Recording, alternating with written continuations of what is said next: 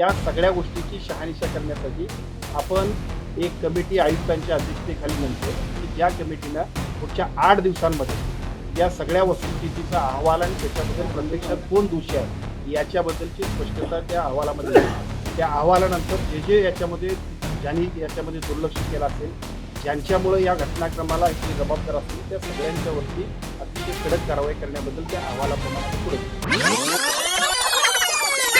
आता प्रत्यक्ष पाहणी आपण केली, त्या स्पॉटची पाहणी केल्यानंतर ज्या पद्धतीची घटना घडली ती निश्चितपणे अतिशय दुर्भाग्यपूर्ण आहे. या सगळ्या प्रक्रियेमध्ये ज्या ज्या पद्धतीच्या एकूणच अनियमितता झाल्या असतील त्या सगळ्या अनियमितता सुद्धा गंभीर आहेत.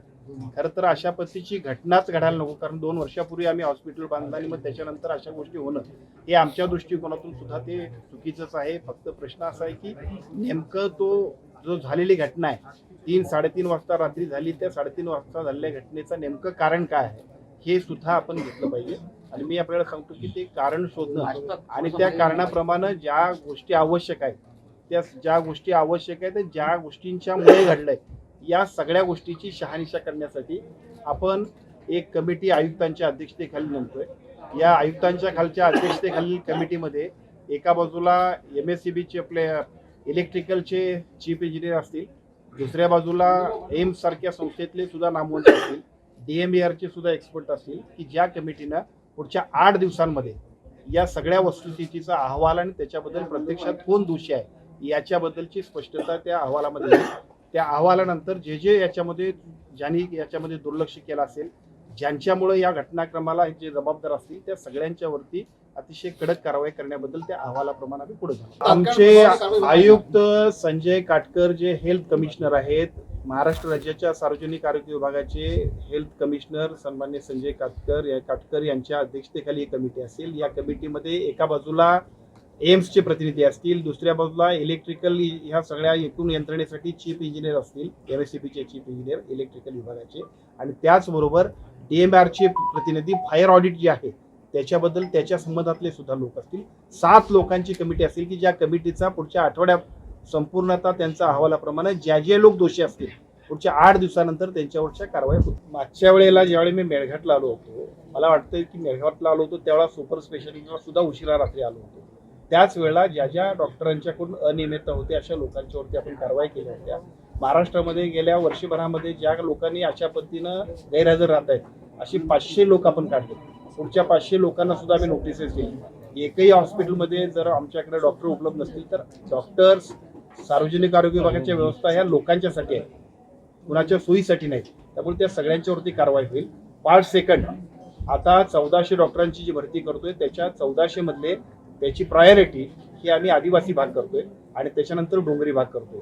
त्याच्या पाठीमागचं कारण असं आहे की आम्ही आदिवासी भागात ज्यावेळी आपण करू त्यावेळेला आदिवासी भागात जे जे काम करतील त्यांना त्याच्या 3 वर्षानंतर चॉईस पोस्टिंग सुद्धा देणार आहोत. म्हणजे बऱ्याच वेळा अशा लोकांना यायला सुद्धा जे काय आडेओढे घेतले जातात ते आता घेतले जाणार नाहीत. त्या सगळ्यांची मेडिकल कॉलेज इथं अटॅच करण्याबद्दलचा प्रस्ताव जो आहे तो दोन्ही विभागाच्या संबंधातला निर्णय आहे. बऱ्याच ठिकाणी महाराष्ट्रामध्ये असे सुद्धा विषय आहेत की सार्वजनिक आरोग्य विभागाच्या वतीने जी चालवली झालेली हॉस्पिटल्स आहेत ती त्यांच्याकडेच राहावीत अशा पद्धतीचा आग्रह सगळ्यांचाच आहे.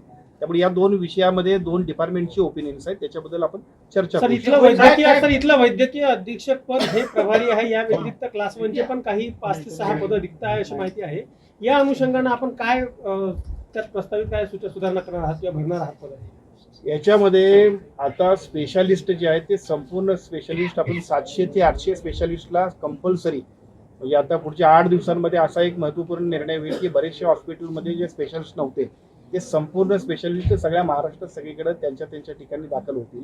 तशा पद्धतीची निर्णय आणि तशा पद्धतीचा GR आपण काढलेला आहे. त्या सगळ्या डॉक्टरांच्या ऑर्डर काढल्या आहेत. त्यामुळे इथं तर सोडा, पण ज्या ज्या ठिकाणी ग्रामीण रुग्णालय असेल तिथं सुद्धा स्पेशालिस्ट जो पाहिजे, अनेक वर्ष तिथं स्पेशालिस्ट मिळत नव्हता, त्या सगळ्या यंत्रणा आपण आणि त्याच्याबद्दलचे ऑर्डर्स आपण काढले. हे मी आपल्याला सांगतो की आता मगाशी जे आपल्याला सांगितलं पुढच्या 8 दिवसांमध्ये या सगळ्या गोष्टींची चौकशी होईल. त्याच्यामध्ये तो व्हेंटिलेटर कुठला वापरला, तो रिप्लेस केला होता काय, अगोदरचा होता, अगोदरचा रिपोर्ट आलाय, त्याच्यामध्ये काय झालं, या सगळ्या गोष्टींच्या बद्दलच्या दोष निश्चिती होईल आणि त्या दोष निश्चितीप्रमाणे आपण कारवाई करू. माझी विनंती आपल्याला अशीच आहे की घटना अतिशय दुर्दैवी आहे, परंतु त्या घटनेमधलं जे जे चुकीच्या गोष्टी असतील त्याची सुधारणा करणं ज्यांनी काही याच्यामध्ये अनियमितता किंवा ज्यांनी जाणीवपूर्वक दुर्लक्ष केलं असेल, मग तो कॉन्ट्रॅक्टर असेल, मग ती संबंधित आमच्या शासकीय यंत्रणेतील लोक असतील, त्या सगळ्यांच्या वरती त्यांच्या योग्यतेप्रमाणे किंवा त्यांच्या दोषदायित्वाप्रमाणे त्यांच्यावरती कारवाई होण्याबद्दल पुढच्या 8 दिवसांमध्ये रिपोर्ट आपल्याला सगळा हे सबमिट होईल आणि त्याच्यामध्ये आपण सगळ्यांनी सांगितलं तसं आपल्याकडून सुद्धा एक प्रतिनिधी येईल आणि पुढच्या 8 दिवसांमध्ये आम्ही सगळं त्यांनी कारवाई करू. 1 महिन्यापूर्वी जे काही चौकशी आपल्याकडे आपले प्रतिनिधी जे आले होते त्यांनी ज्या ठिकाणी इथं अनियमित आहेत त्याच्याबद्दल त्या संबंधित अधिकाऱ्यांच्यावर कारवाई प्रस्तावित केली. इथं जे काही डिले होत होता त्या कारवाई प्रस्तावित केली आणि त्याच्या बरोबरीने इथं ज्या काही सुधारणा करायला पाहिजे त्याच्याबद्दलचे प्रस्ताव दाखल करायला सांगितले. सगळ्या दुःखद घटनेमध्ये एक सुखद घटना आहे की आमच्या कर्मचाऱ्यांनी अगदी स्वतःचा जीव धोक्यात घालून सुद्धा त्या लहान बाळांना वाचवण्याचा प्रयत्न केला. ही खूप पॉझिटिव्ह बातमी आहे किंवा पॉझिटिव्ह आमच्यासाठी एक साईन आहे की अशा पद्धतीनं दुर्दैवी घटना होती पण त्यात सुद्धा त्यांनी ज्या पद्धतीने जीवाची बाजू लावली त्यासाठी सगळ्यांच्यासाठी जे काही सन्मानित त्यांना करायला पाहिजे ते आम्ही निश्चितपणे. या घटना अशा पद्धतीच्या घटना अपेक्षित नाही परंतु दुर्दैवाने काही ठिकाणी अशा अनियमितता झाल्या असतील तर त्याच्यामुळेच हे घडले. त्यामुळे याच्यावरती एकतर पहिल्या टप्प्यात आज इथं चौकशी समितीच्या माध्यमातून पहिला मुद्दा म्हणजे आज याच ठिकाणी आम्ही त्या 8 दिवसांमध्ये त्याच्यावरती कारवाई करतोय आणि उद्या मंत्रालयात एक बैठक आम्ही घेतो की ज्या बैठकीमध्ये एका बाजूला शासनाच्या आणि शासनाबरोबर सर्व खाजगी आस्थापनामध्ये असणाऱ्या सुद्धा फायर ऑडिटचे नॉर्म्स बाकीच्या गोष्टी सुद्धा योग्य पद्धतीनं कंप्लाय करण्याबद्दलच्या अधिक काळजीपूर्वक काम करण्यासाठी आमच्या संपूर्ण महाराष्ट्रातल्या सार्वजनिक आरोग्य विभागाच्या यंत्रणेच्या माध्यमातून आपण ते निश्चितपणाने करावं लागेल. आता आम्ही पहिल्यांदा तर आता आमची आरसी करतोय. आरसी एवढ्यासाठी करतोय की प्रत्येक वेळेला जो डिले होतोय तिथून आपल्याकडे एकूण टेंडर प्रक्रिया होणं आणि त्याला उशीर होणं या सुद्धा गोष्टी खूपच डिले होतात. त्यामुळे पेशंटला त्रास होऊ नये म्हणून आपण ते करतोय. ट्रान्सपरन्सी आणि क्वालिटी या दोन्ही गोष्टींवरती प्राधान्यक्रम सार्वजनिक आरोग्य विभागाचा देण्याचा आमचा जो प्रयत्न आहे तो आता चालू आहे. आपल्याला याच्यापूर्वी सीएम साहेबांनी सांगितलेलं आहे की दुर्दैवी घटना घडली त्याच्यामध्ये ज्या घटना घडली त्याच्याबद्दल 5 लाख रुपये प्रमाणचं कॉम्पेन्सेशन आपण नुकसान भरपाई आपण देतो. जखमींच्या संपूर्ण उपचाराची जबाबदारी आपण घेतोय आणि त्या कुठल्याही परिस्थितीमध्ये त्यांना त्या सगळ्या पेशंटची जबाबदारी घेऊन आपण पुढे. सीएस कार्यालयाने पीडब्ल्यूला हे कळवलं की आमचं संपलेलं आहे, मुदत संपलेली आहे, त्यावेळेला निधी नाही अशी काहीतरी कारण देऊन ते टाळल्या गेलं आतापर्यंत अशी माहिती आहे. त्या संदर्भात निधी नसेल आणि म्हणून जर फायर ऑडिट रिनोव्हेशन नूतनीकरण होत नसेल तर मग ती जबाबदारी मग प्रशासनाची धरून कसं चालणार. मी आपल्याला सांगतोय निधी नसेल तर निधी मागणी केली पाहिजे, निधीसाठी पाठलाग केला पाहिजे. शासनाची प्राथमिकता ही लोकांच्यासाठी आहे. निधी आपण देतोय ते यासाठीच देतोय. त्यामुळे माझी आपल्याला सांगेन म्हणजे मी आपल्या माध्यमातून एवढंच सांगेन की या सगळ्या प्रक्रियेची ज्यावेळेला आपण चौकशी करू त्यावेळी प्रत्यक्षामध्ये आपल्याला वस्तुस्थिती समोर येईल. संपूर्ण प्रक्रियेमध्ये ज्या पद्धतीचा डिले झाला असेल, एखाद्या कंपनीनं चुकीच्या पद्धतीने मशिनरी दिल्या असतील, ज्या पद्धतीने ते आपल्या इलेक्ट्रिसिटीचा सगळा फायर ऑडिटच्या मध्ये काय अनियमित झाले असतील, या सगळ्या गोष्टींची एक्सपर्टच्या टीमच्या माध्यमातून चौकशी होईल आणि ती सुद्धा फार कालावधी न लावता पुढच्या 8 दिवसांमध्ये यातल्या एकूण रिपोर्ट प्रमाणे आपण त्यांच्यावरती कारवाई. नाही या सगळ्याच गोष्टीची चौकशी होईल. मुळातच फायर सेफ्टीचे नॉर्म्स आणि त्याचं ऑडिट झालं असेल तर ते कसं झालं पार्ट फर्स्ट आहे.